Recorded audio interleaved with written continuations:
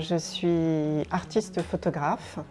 J'ai commencé il y a une dizaine d'années maintenant, à la suite d'un déménagement en Belgique.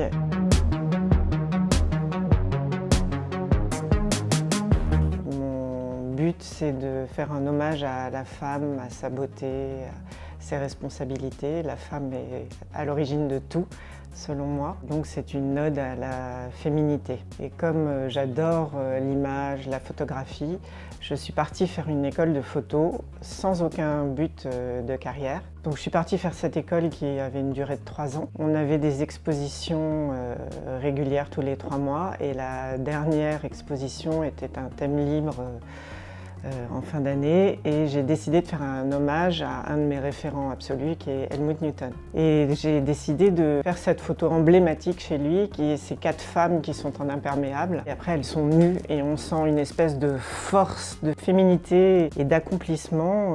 Voilà, ça me parlait. Le problème c'est qu'à l'époque j'étais pas photographe.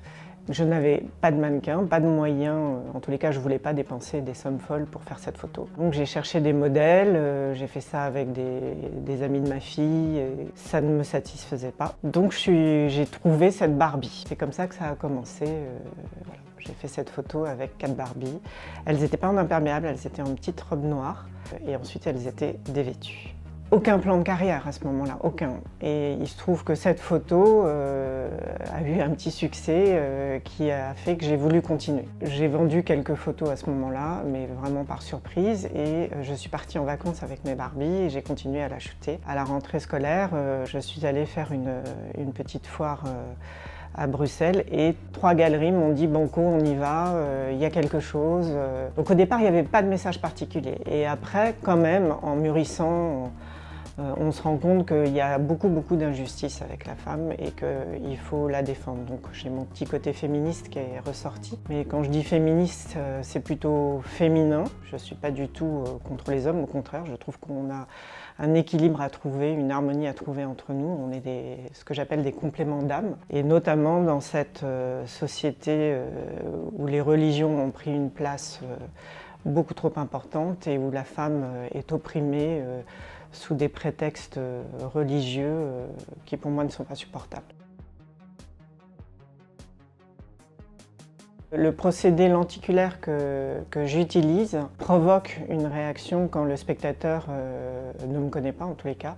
Il passe devant l'image dans des foires, dans des musées, dans des galeries, sans savoir qu'il y a une deuxième image. Et les gens se redéplacent, se redéplacent, font des vidéos. Donc c'est assez sympathique de voir la réaction des gens qui ont toujours un effet de surprise positif. La femme, voilà, sous tous ses angles, que ce soit même un produit de consommation. Si j'ai utilisé la Barbie d'ailleurs, c'est un peu en réaction à toutes ces féministes pures et dures, parce que la Barbie est évidemment un objet de consommation décrié par les féministes. Et j'ai voulu montrer que justement avec un objet de consommation tel que la Barbie, qu'on ne veut pas montrer aux petites filles parce qu'elle est trop parfaite, on peut justement la détourner, l'utiliser pour faire passer des messages très forts. On doit trouver cet équilibre avec les hommes pour faire que tout marche en bonne harmonie. J'ai toujours regardé tout ce qu'il y avait autour de moi, mais l'art peut être partout. J'ai toujours eu de très beaux appareils photo qui m'ont suivi partout. J'ai toujours pris des tonnes de photos, donc c'est quelque chose que j'ai toujours aimé. Il n'y avait aucun plan de carrière. Il se trouve juste que le petit succès inattendu que j'ai eu à cette exposition a fait que je me suis dit pourquoi pas. L'hologramme ou le lenticulaire, la première fois que j'en ai vu un dans le monde de l'art, c'était en 2010 à une foire, une Affordable Art Fair à Bruxelles. Et je suis tombée sous le choc, c'était absolument formidable. Je me suis dit, ben voilà, c'est un procédé qu'il me faut. Actuellement, je travaille sur la production de plusieurs dizaines de photographies pour le musée Erharta, dans lequel j'ai la chance d'exposer à partir du 31 janvier pour 4 mois. Je lance également, début 2019, mes premières vidéos. Je travaille également sur des sculptures qui sont des sculptures de Barbie et qui font référence à des photos plus légère.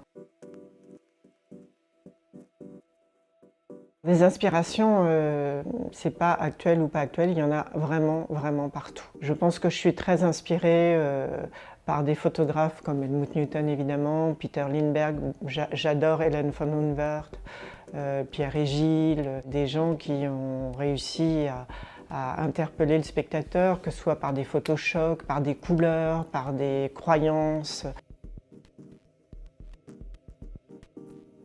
C'est très difficile de répondre à ça. Je pense que chaque artiste a un ADN particulier. Chaque artiste doit garder cet ADN. C'est-à-dire qu'on doit le retrouver d'une série à l'autre, il doit être reconnaissable. Je défends juste la femme et ses droits. Mon désir, c'est que les injustices envers les femmes s'arrêtent et qu'on puisse vivre en harmonie. Je n'ai pas été élevée dans la religion. Pour moi, Dieu n'existe pas, c'est une invention de l'homme pour se rassurer. Et surtout, je pense que s'il y avait un Dieu, il n'y aurait pas autant d'injustice. Donc il n'y a pas d'histoire personnelle que je cherche à montrer dans mes photos. Il y a juste ce thème récurrent de l'injustice faite aux femmes par cette emprise religieuse dans toutes les religions qui existent. La femme est soumise à l'homme et à la religion bien trop souvent. Je trouve que les femmes sont belles. C'est pas que les hommes ne soient pas beaux, mais elles arrivent à, d'ailleurs, si la pub les a tant utilisées aussi beaucoup plus que les hommes, c'est parce qu'elles arrivent à délivrer un message plus facilement et souvent plus fort également. J'essaye de rendre un message tout en gardant des photos que j'estime belles avec des femmes belles ou des Barbies que je trouve belles. Ça ne veut pas du tout dire que j'aime pas les hommes et que je ne les trouve pas beaux. Et d'ailleurs, dans ma prochaine série, vous voyez apparaître les hommes.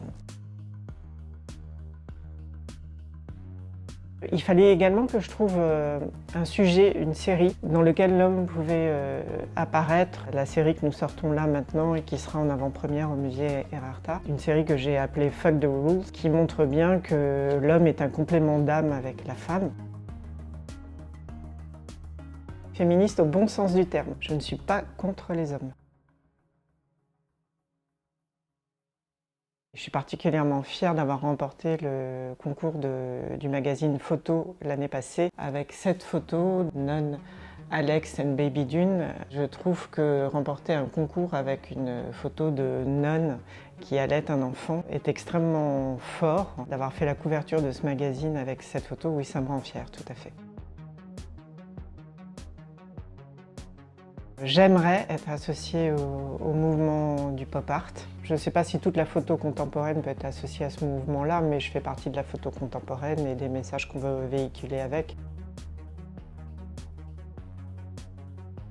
Je m'intéresse à tout ce qui se passe dans le monde de l'art. J'adore aller à Art Miami parce qu'il y a les très très grands artistes qui n'intéressent plus que les musées tellement ils sont devenus inaccessibles mais qui ont un talent fou. Et il y a les artistes qui débutent. Je ne pense pas qu'on puisse se comparer les uns aux autres. Faire quelque chose en commun avec un très grand artiste comme Julian Opie, comme Hélène von Hunwert. Avant de faire une nouvelle série, il y a à peu près un an qui se passe à réfléchir effectivement au thème que je peux faire. Parce que je ne fais pas juste une photo, je fais une dizaine de photos. Le tirage lenticulaire, ce sont 2 photos qui sont superposées. Pour arriver à ce processus qui est fait sur Photoshop, il faut déjà qu'au shooting, les choses soient très coordonnées. Donc quand j'utilise une Barbie, c'est assez facile puisque c'est moi-même qui la positionne. Pour faire simple, je fais habiller, déshabiller. J'arrive à la positionner à peu près au même endroit. Quand je travaille avec des mannequins, c'est un peu plus compliqué parce que les mannequins ont été formés justement pour bouger devant la caméra. Et moi, c'est exactement le contraire. Il faut qu'elle soit statique. Donc on la positionne, on l'habille, et ensuite, évidemment, on marque tout. Et ensuite, on la déshabille et il faut retrouver la même position. Donc ça, c'est déjà un processus, mais qui est très sympathique. Ça se passe toujours dans la bonne humeur. Donc ensuite, il y a tout ce processus de choix de photos qui coïncide le plus. Et après, la finalisation, c'est au Photoshop, où là, on passe à peu près 50 heures par image, parce qu'on revient dessus et tout ça, pour les superposer de manière à ce que environ 65% de la photo ne bouge pas.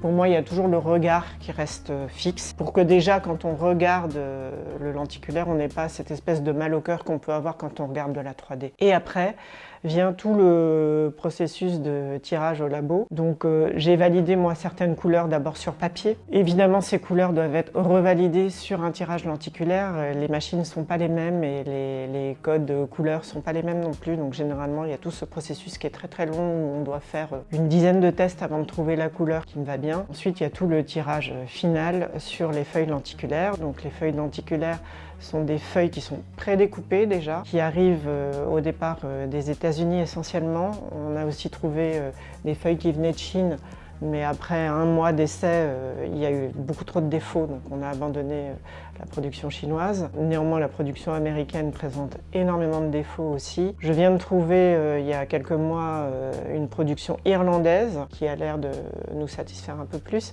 Néanmoins, à chaque tirage, on doit attendre d'enlever le film protecteur de la feuille pour voir si le tirage est impeccable ou pas. Généralement, on jette un tirage sur 3 parce qu'on a tout le temps des mauvaises surprises, une empreinte de main de quelqu'un qui a manipulé. Et comme j'ai des fonds noirs, ça se voit tout de suite. C'est un processus très très long avant d'aboutir à un tirage qu'on puisse exposer et vendre par la suite. Tout est un plaisir. Néanmoins, effectivement, la dernière phase, qui est la phase en labo, est douloureuse, puisqu'on n'est jamais sûr du résultat et qu'il faut généralement s'y reprendre à 2 ou 3 fois. Le lenticulaire me permet de faire passer mon message de manière encore plus forte. Il y a très très peu de photographes qui utilisent ce procédé, donc ça m'a permis de sortir un petit peu du lot de la foule de photographes talentueuses qui existent. Le shooting, depuis que j'utilise des mannequins, il y a une espèce de complicité qui se crée parce qu'il faut que le mannequin soit partant. Je leur explique ce que je veux faire et ce sont quand même des thèmes récurrents qui reviennent. Donc certes, je défends la femme, donc le mannequin qui accepte de collaborer avec moi accepte tout. Il n'y avait pas de défi au départ puisque c'était totalement inattendu, mais certes, les Barbies m'ont aidé à sortir du lot. Le message fort, féministe, anti-religieux m'a aidé à sortir du lot et le tirage lenticulaire aussi. Sans mon appareil photo, je ne ferais pas grand-chose. Comme je shoote en studio, je me suis offert un très très bel appareil photo qui est un Phase One, un 100 millions. C'est juste un bijou absolu. Je dirais Photoshop comme ça, mais sans le reste, ça marche pas. Si mon aventure a commencé par une école où je voulais apprendre Photoshop, Photoshop est devenu l'outil indispensable. Je le sais jamais et je vais vous dire, il m'arrive de retoucher des photos alors qu'elles ont déjà été vendues plusieurs fois. De voir tout d'un coup un truc qui me plaît pas et de la retoucher pour les prochains tirages. Leur réaction à chaque fois, c'est ils attirent les gens autour d'eux. C'est pas qu'ils aiment ou qu'ils aiment pas, c'est encore, ça n'a rien à voir. Mais c'est juste cet effet de surprise qui est souvent très positif. J'aime beaucoup quand les gens m'envoient des photos de ce qu'ils ont acheté chez eux. Je suis allée à Paris Photo il y a 10 jours, que j'ai trouvé exceptionnel. Je crois qu'on est dans une phase où la photographie a pris un essor monumental. Je crois que la sculpture est en train de prendre le même chemin et je pense que demain ce sera la vidéo. Je ne sais pas si c'est étrange le mot, le plus remarquable, et c'est une leçon de marketing. C'est Banksy chez Christie's. C'est une grande leçon. Je ne sais pas à quel point il avait prévu son coup. Enfin, il l'avait prévu, c'est certain. J'adorerais avoir des photos de Peter Lindbergh, j'adorerais avoir des photos de Pierre et Gilles, j'adorerais avoir une vidéo de Julian Hopi, une sculpture de César, de Mel Ramos. Je serais prof de planche à voile, mes baskets et peut-être ma voiture. Je trouve que c'est un instrument de liberté absolue. J'adorerais faire un énorme dîner d'artistes avec tous les artistes que je vous ai cités. Ce ne serait pas un dîner, il faudrait une semaine, un mois, pour échanger avec tous ces talents qui existent.